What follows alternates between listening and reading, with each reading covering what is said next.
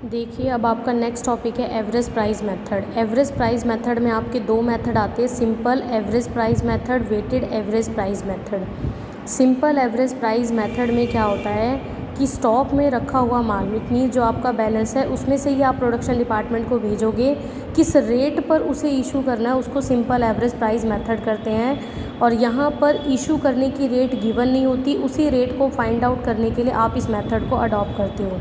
और इस मेथड को अडॉप्ट करने में आपको क्या करना पड़ते हैं, डिफरेंट प्राइजेस, मतलब means all the different prices are added, कि सभी रेट्स को ऐड कर दिया जाता है and then divided by number of prices, मतलब जितने रेट आपने ऐड किए हैं 2 3 4 5, उस रेट से आपको उसको डिवाइड कर दिया जाता है नंबर ऑफ़ प्राइजेस से। फिर जो रेट आपके पास निकल कर आती है वो इशू की रेट निकल आती है और उसे इंटू करके इशू का प्राइस आपका आ जाता है। अब उन्होंने ये कहा है कि इसमें मटेरियल के रेट्स को ऐड करके आपने नंबर ऑफ़ प्राइजेस से डिवाइड कर देना है और वो आपका इशू के लिए काम में आ जाएगी। कहता है इसका प्लस पॉइंट क्या है, मिक्स्ड है। मिक्स्ड क्यों है कि वही कॉस्ट प्राइस और मार्केट प्राइस पर जो है कंपैरिजन करके देखा जाता है। इक्वलिटी इसलिए पाई जाती है क्योंकि एक ही रेट पर ये इशू हो जाता है और इसके कैलकुलेशन में प्रॉब्लम है, ये देख लेना आप। 14th illustration में prepare store ledger account from the following details of receipt and issue of material, the basis of valuation of issue is simple average price. अब यहाँ पर इशू किस रेट पर हुआ ये बैलेंस में से ही मालूम हो पाएगा, इसलिए इस कॉलम को बनाते हुए आपने बैलेंस वाले में हम 3 कॉलम रखते हैं, क्वांटिटी, रेट और अमाउंट। यहाँ पर आपने रेट लिखना है, मतलब बनाना चाहो बना सकते हो, बट आप रेट लिखोगे नहीं क्योंकि मेन जो है आपने किस रेट पर इशू करना है वो बैलेंस में की अमाउंट में से ही आपको मालूम होगा। तो लास्ट का जो कॉलम है वो क्वांटिटी और अमाउंट का ही रखोगे। अब देखिए यहाँ पर क्वांटिटी ऑफ मटेरियल है और पर केजी है रिसीप्ट का। इशू में भी डेट और क्वांटिटी ऑफ मटेरियल दे रखा है, यहाँ पर रेट गिवन नहीं है। फिर देखिए यहाँ पर 4 दिसंबर को 200 केजी ऑफ मटेरियल 10 पर केजी के हिसाब से निकाला गया है। 4 के बाद 6 को इशू हो गया, 18 को फिर से रिसीप्ट हुआ, फिर 20 को इशू हो गया, 22 को फिर रिसीप्ट हुआ, फिर इशू हो गया। मतलब ये आपने यूज़ करते हो सिंपल एवरेज मेथड यूज़ करना है। यहाँ देखिए इसमें मेथड में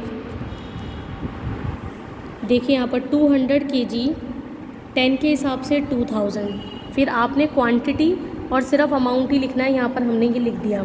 फिर दिसंबर 6 को 100 केजी जो है उसमें से जा चुका है, 100 केजी 10 पर केजी के हिसाब से 1000, फिर 200 में से 100 गए या 100 रह गया और 2000 में से 1000, क्योंकि इशू मतलब सब्ट्रैक्ट वाली अमाउंट है, यहाँ पर 1000 रुपीज़ आपका रह जाता है। फिर नेक्स्ट आपका 18 दिसंबर को 300 क्वांटिटी है, 12 के हिसाब से 3600। अब आपका बैलेंस क्या है, क्वांटिटी में क्वांटिटी ऐड कर दोगे, मतलब 100 में 300 ऐड किया 400 और 1000 में 3600 ऐड किया, आपके पास टोटल कितना बचा 4600। अब आप कहोगे कि दिसंबर 20 को 200 यूनिट जो है इशू की है, इसकी रेट क्या होगा। इस रेट के लिए आप क्या करोगे कि कितना आपका रिसीप्ट ऑफ मटेरियल है अभी तक सिर्फ 2 ही है, कितना 12 और 10। तो आप यहाँ देखो क्या करोगे, 10 + 12, यहाँ पर आपने क्या किया, डिफरेंट प्राइजेस को ऐड कर दिया और नंबर ऑफ़ प्राइजेस, कितने नंबर ऑफ़ प्राइजेस थे 2, क्योंकि हमारे पास 2 ही लॉट पड़ी हुई थी जिससे ये हमारा टोटल रिसीव्ड हमें हुआ था। 2 लॉट को डिवाइड करने के बाद आपका पास 11 आ जाता है, 11 से इंटू किया 2200, 400 में से 200 गया, 200 बैलेंस है, 46 में से 22 गया, 2400 है। अगेन आपका 100 रुपीज़ दिसंबर 22 को 16 के हिसाब से 1600, अब 200 में 100 ऐड किया 300 और 2400 में 16 ऐड किया 4000। अब आपके पास कितनी लॉट में ये आ गया, 3 लॉट में। अब 300 यूनिट जो आपने इशू करनी है, अब यहाँ पर ये क्वेश्चन मार्क है, ये 14 कैसे आया, क्योंकि जो आपका ये 300 और 4000 बचा है आपके पास, अब कितनी लॉट है 3, मतलब 10 2 लॉट हुआ क्योंकि उसमें से तो जा चुका है वो।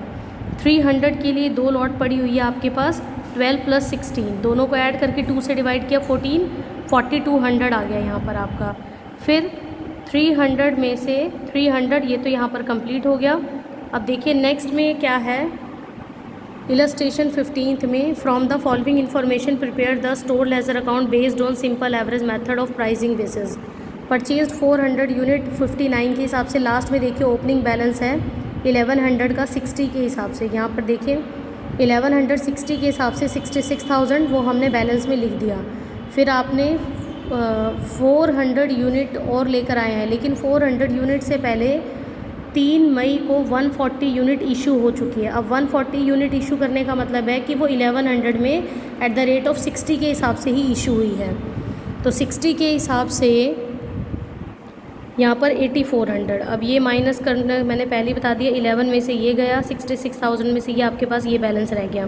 फिर 250 यूनिट 4 तारीख को है 60 के हिसाब से, फिर बैलेंस रह गया। फिर 8 तारीख को 210 के हिसाब से फिर यहाँ पर बैलेंस रह गया। फिर 459 के हिसाब से और आ जाता है। अब आपके पास 900 ये और 5 में से 400 ऐड कर दिया 900, 30,000 में 2300 600 ऐड किया 53,600।